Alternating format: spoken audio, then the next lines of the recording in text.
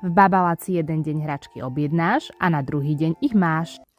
Tak sa so mnou poďte pozrieť, čo som vybrala pre tých mojich. Ako spoločný darček som im vybrala túto drevenú dúhu.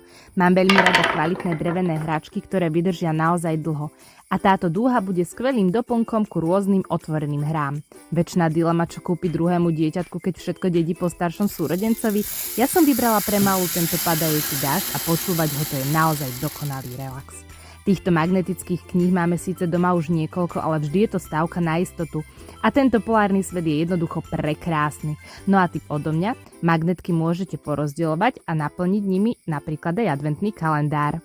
Existuje dieťa, ktoré by si nerado pečiatkovalo? Tieto pečiatky tie sú pre ich malé ručky úplne ako stvorené, a to vďaka svojmu veľkému a oblému držiaku. No a samozrejme, čo pod stromčekom nebude chýbať? Jasné, je to magnetická stavebnica.